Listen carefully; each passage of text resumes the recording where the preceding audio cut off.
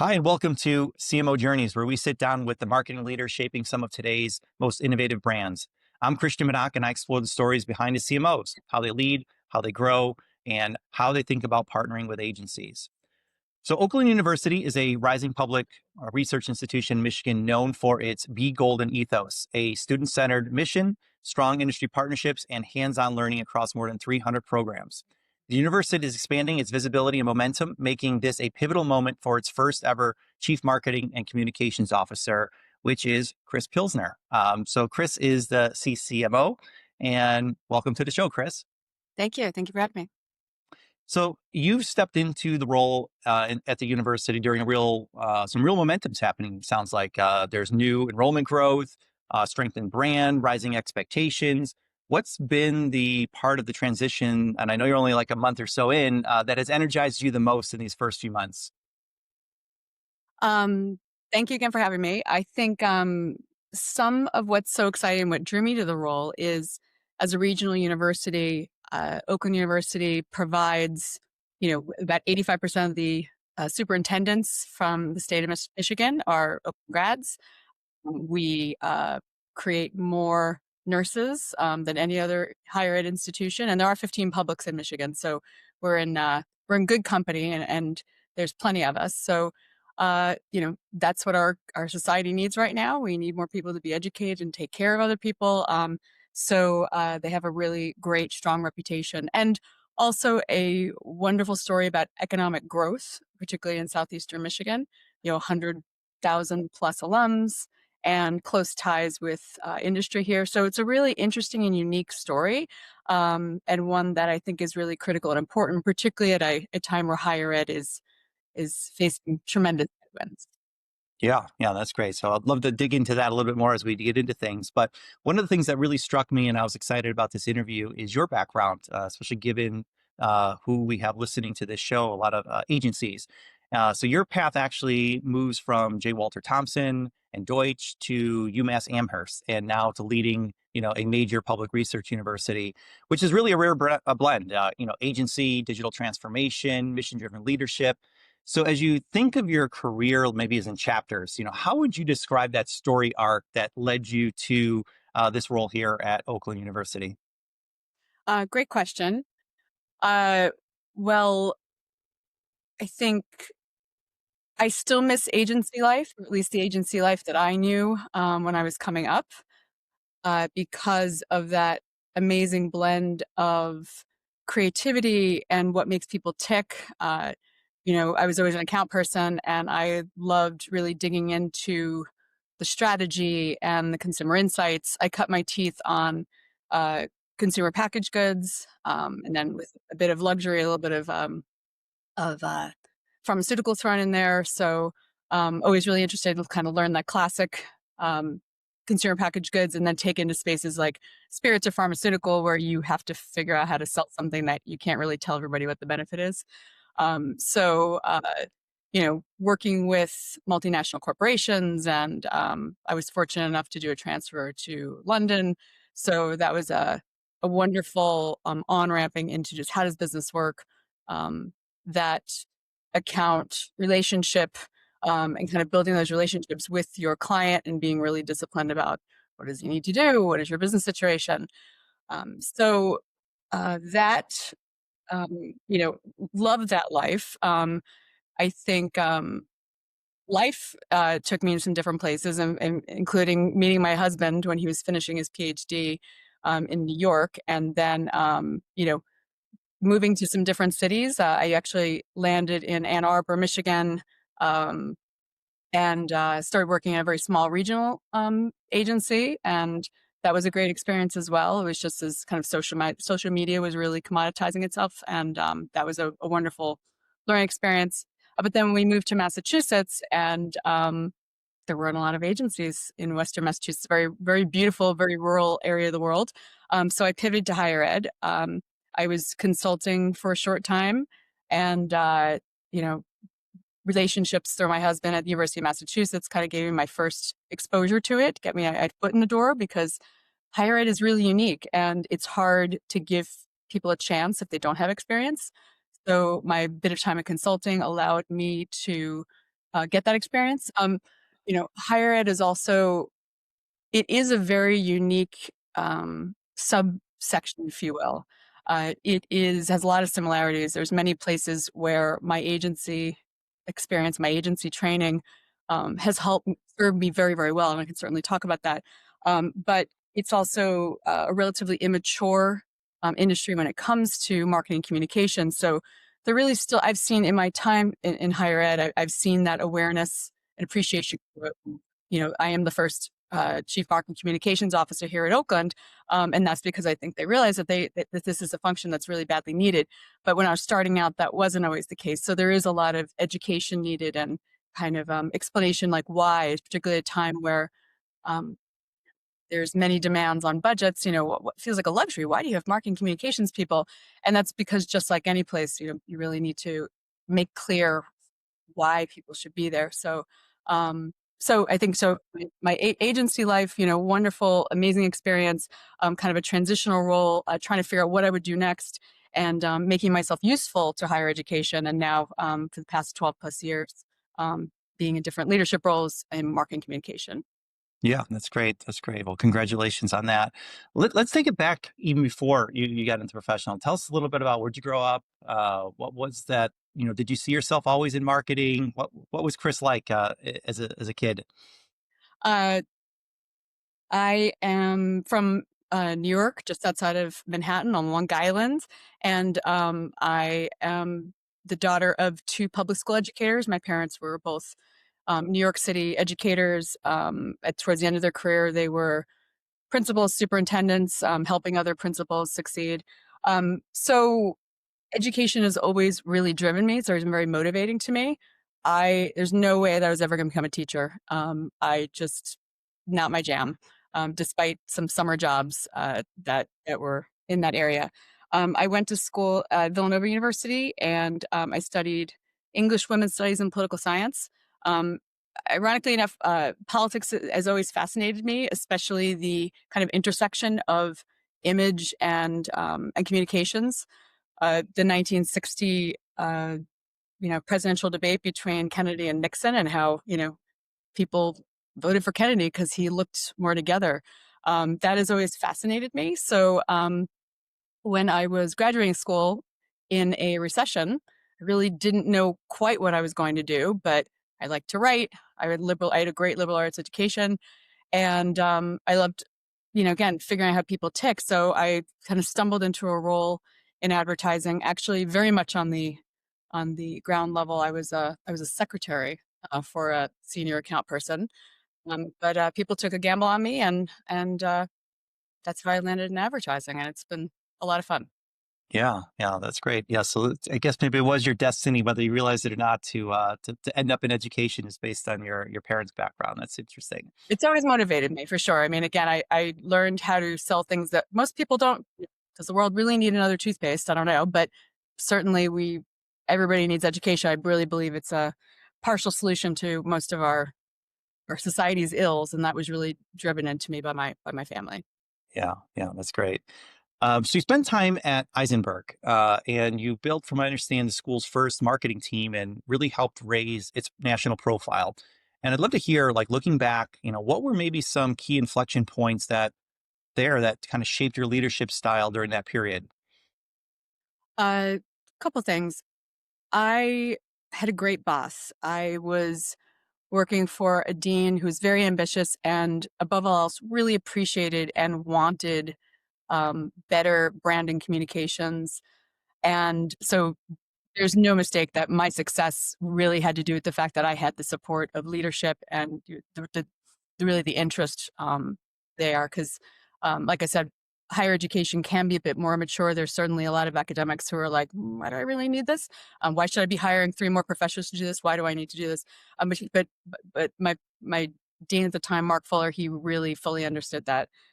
Uh, the other thing is, because higher ed is a bit immature, we had no data. We had no perceptions other than, what people would tell me and about, what they think about what the Eisenberg brand was. At the time, it was the only named school within University of Massachusetts Amherst. And in a world where you have brands like Wharton or, Kelly or Tish. That's a tall order.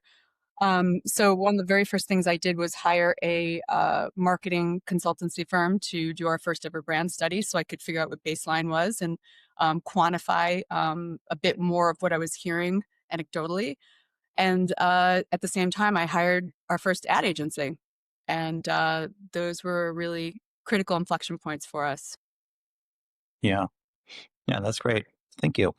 Um, so let's talk a little bit now about the current role that you're in.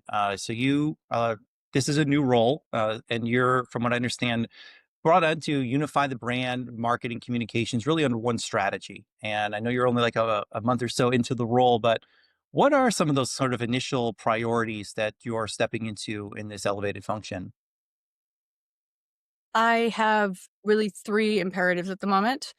One is getting to know my team. There's a very talented, dedicated, skilled people here, and trying to figure out how to make sure that everyone's as effective as they can be. Like I said, in higher ed, there's big demands that are thrown on marketing communication, and they vary tremendously from, you know, we need to deal with this PR issue. We need to get the word out on this to I need a brochure to I need to recruit for this program. So that can be a real unique management challenge. So that's my first imperative is figuring out my team. My second one is, what is that brand? Oakland, like I said, is a regional university, but we're really right up the street is University of Michigan, and a little bit further is Michigan State. So those are two of some of the most iconic brands in higher education in the world. Oakland is a fantastic place, and we have so many wonderful stories. But really, I see my job as trying to draw all that together and make sure that we can really amplify that and really speak in one voice. So I am starting to, look at hiring some partners that can help me build that baseline and figure out how we can take the story next level. And then the third thing, which is driving everyone in higher ed, is enrollment management, or admissions. With a shrinking population of college age students and increasing challenges of whether or not the value of higher education is worth it. How can we make sure that we are attracting the right students to our institution, that we can be a sustainable institution? Sure, sure. Yeah, let's talk about that a little bit more. From what I understand, you guys, have had some momentum in that area. I think that you might have had the largest enrollment class since maybe 2019. But how do you think about marketing's role in sustaining and accelerating that growth moving forward? It's essential because a number of things. We are in a much more fragmented landscape, media landscape for all the things. So how can we think about the best medium and the best avenue and channel to deliver that message? Again, what a senior school administrator, the way they may absorb information is definitely not the way a 16-year-old would, or a 20-year-old would.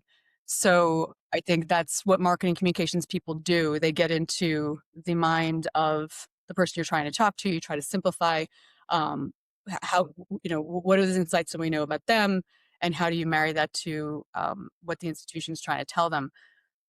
I think a huge challenge is also, when you think about brands like, even most iconic brands in the world, who wouldn't want to love to surround your consumer with your experience for years at a time, and have them walking around emblazoned with your logos? It's such a wonderful challenge, but this is also a very rich experience that could last 2, 4, longer years. No two people are going to have the same experience. It is a really audacious and almost absurd thing to say, that you can boil that down to a short soundbite, but that is essentially what you do need to do when you think about that journey and how you work somebody through that.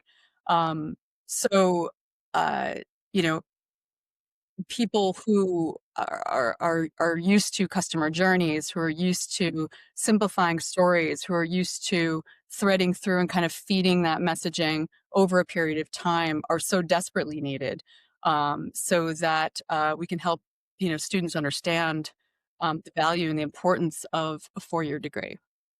Yeah, yeah, that makes a lot of sense. So, as part of your strategic vision, you mentioned, and from what I understand, you're emphasizing a lot of community engagement, outcomes. You're placing some early bets in brand building, recruitment marketing, stakeholder management. Take that a layer deeper about the brand side. So I'm still learning and drinking through that fire hose. Like I said, I'm only about a month and a half in with the Thanksgiving holiday thrown in. Um, as I'm going on my own kind of tour and meeting with as many people as possible, kind of taking in all of those, experiences, all the rich, wonderful things that make up a university. It is very different than kind of rotating onto that new client or starting in a new company because although it takes a little while to get your feet under you anyway. Universities are really rich, dynamic places because even as you just said, from community engagement to um, to just the straight the core central part of our mission, which is educating our students. Who are those students? Who are the faculty? What do we excel at?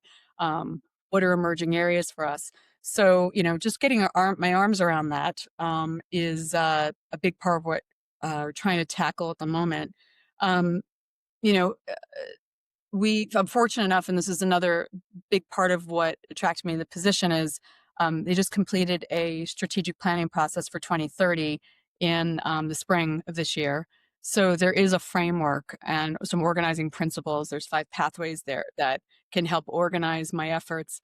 And as we, as a senior leader here at Oakland, how do we focus our efforts? How do we deploy our resources appropriately and prioritize those things? We have that solid framework there. So I'm very grateful for that. Yeah, yeah. I think we of course got to touch on the topic. I don't think we said the 2 letters yet, AI. But with AI now embedded in higher ed marketing workflows, how do you see that enhancing, whether it be personalization, content development, student experience, et cetera? I think it's so important. So higher education, no two people are going to have the same experience. And, as we think about how do you take this massive transformative experience that people have at a university and shrink it down so that we can get their attention and kind of, take them on that journey. In my previous role, I spent a lot of time with digital transformation and CRM, kind of enterprise-wide CRM strategies.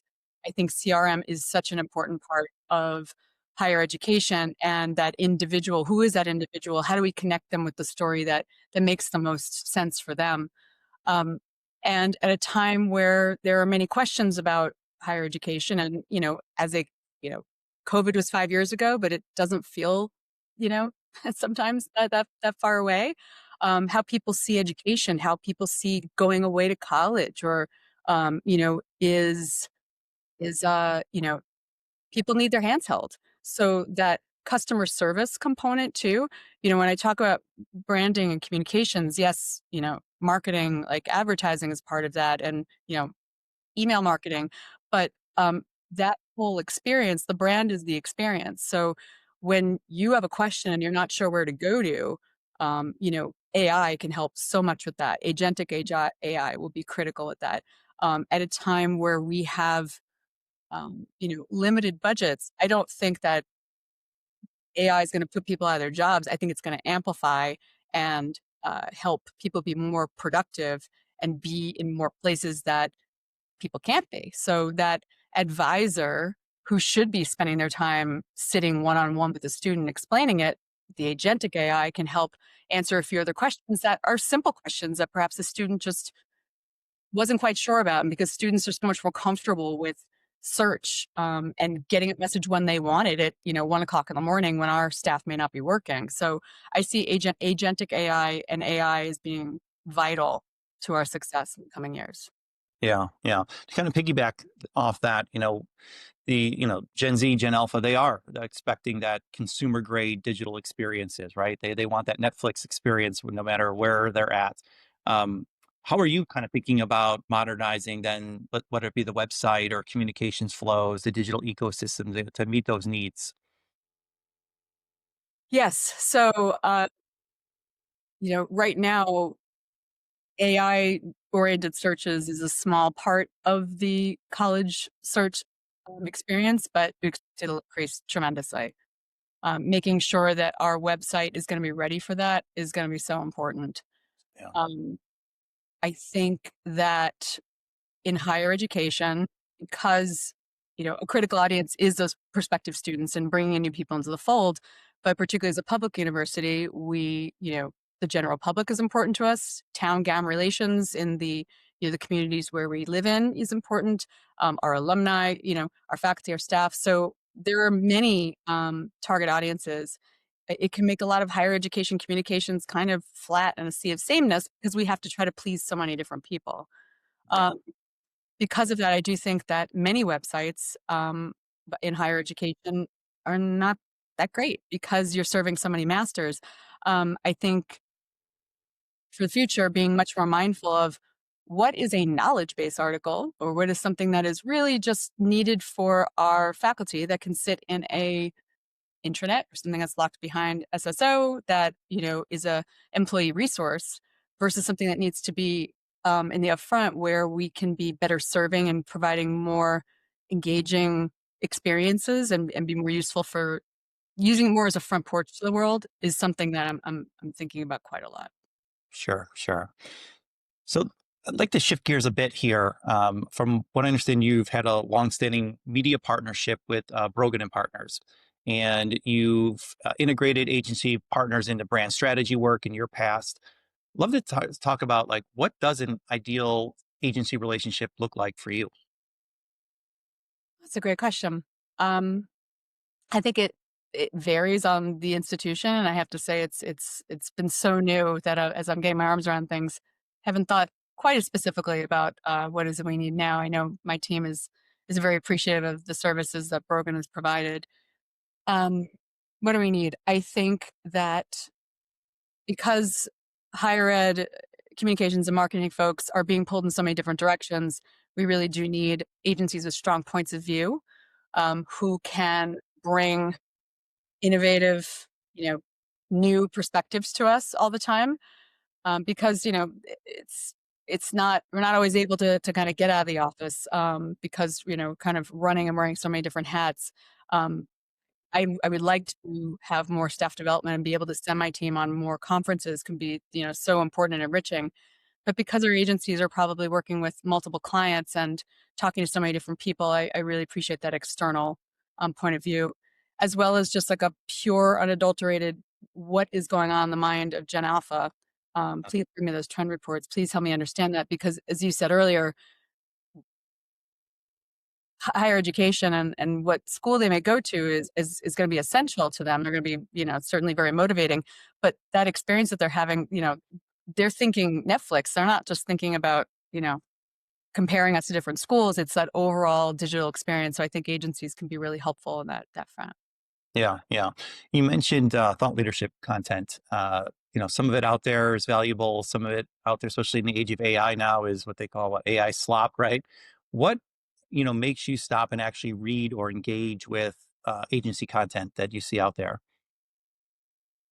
Um, I went to the AMA Marketing Higher Ed Symposium in November. Really glad I did. I was debating because it was my third week on the job. I'm like, I'm just going to leave, but I'm really glad I did because it was a great opportunity to to think and to see what other people are doing. So that was very eye opening. I really appreciated some of the case studies that I saw. I think case studies are really important. That's one of the beautiful things too about at higher ed is, the word collegial. We're not all really competing with each other. So I'm really grateful for the perspectives of other leaders, other institutions who are very warm and opening and sharing what's worked for them and what hasn't.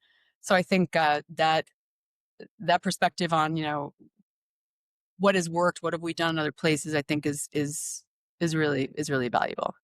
Yeah, yeah, that's great. Yeah, so case studies is big for you.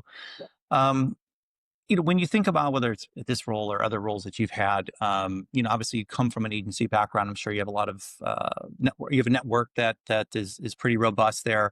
But let's say there is an ask or a need for something that no one really immediately comes to mind. Where do you go? Is it the trade media? Is it industry events? Is it peer recommendations? Like where do you go to find agencies to fill needs? Peer recommendations is probably the first place where I would go. Yeah. Um, yeah, that's certainly, I think, particularly in higher ed, because there have been a lot of consolidations and a lot of private equity working in this space. And I'm not sure that you always get the best results. So, when you're just doing a plain old Google search, it's not the companies that necessarily like come to mind. So I think I'm also a little bit wary of the bigger institutions that are out there. I really, the first agency that I hired when I was at Eisenberg was a very small firm out of Boston, and they did a wonderful job. And so I think those firsthand recommendations and what your peers are doing is critical. Yeah. What about specialists versus generalists? Are you looking for agencies that specifically have that education background? Is that something you're not interested in? You want outside perspectives? Tell us a little bit about how you look at that. Living that right now. We actually have a live request for proposals for brand research and positioning. And although there are many firms that like to bundle the research with the actual creative development and execution, I did not want to craft it in that way, because I really want best in breed in the market research, and then have best in breed for the creative development side of things. And if it's the same firm, fantastic. But I'm hesitant to lump things into one all-in package. I actually really like working with firms that have both experience in both places. Um, I I really like working with higher ed experts when it comes to market research and mining consumer insights.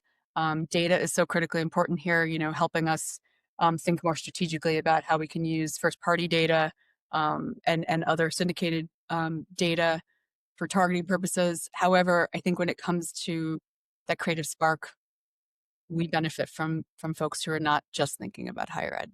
Yeah. Yeah. Sure. Makes sense.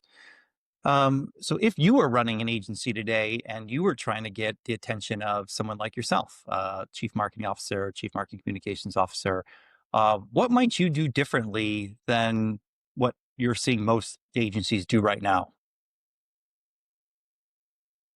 That's hard to say, because I haven't had enough conversations yet with agencies. The agencies I have engaged with, I just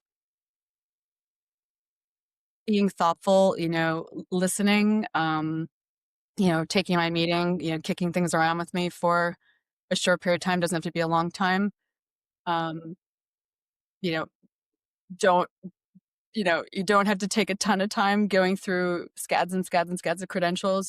Don't need an endless PowerPoint on your credentials, but a couple of well thought out, this is how we did the work for these folks. A little bit of depth is useful.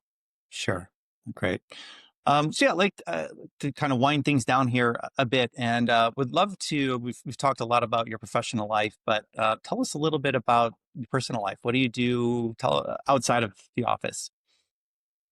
I I have two kids, so that's keeps me busy. Outside, I'm in a lot of hockey rinks and at cross country meets.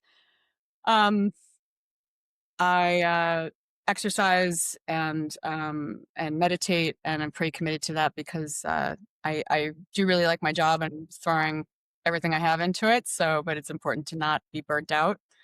Um, we live here in Michigan and do really like it. It's a wonderful place to be, and we live in a wonderful community.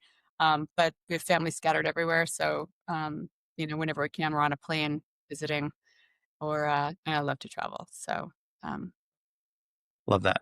Love that. Yeah, self care so important, overlooked, but I think it's just not maybe not just, but it's equally important as the learning and development that you do is how you're going to rejuvenate and keep yourself at that level. So I yeah, agree with yeah. that. I get worried when I talk to people who are like kind of proud about they haven't had a vacation in a while, or they have a huge bank of days off. I'm like, go take some, please. Yeah. Looking at the sports world, there's this more and more about not just the training, but also the recovery, piece. And I think it's the same thing mentally that sometimes we overlook. So, Definitely. last question here. So, over 30 years in marketing, what is one lesson that you wish you had learned earlier in your career? Oh, gosh. It's hard. I think, the thing when I reflect on, the length of my career, it's just, it doesn't even resemble, it makes me kind of sad at times actually how the world that I was in doesn't even resemble the agency world now. Yeah, Um, and that I think is sad actually.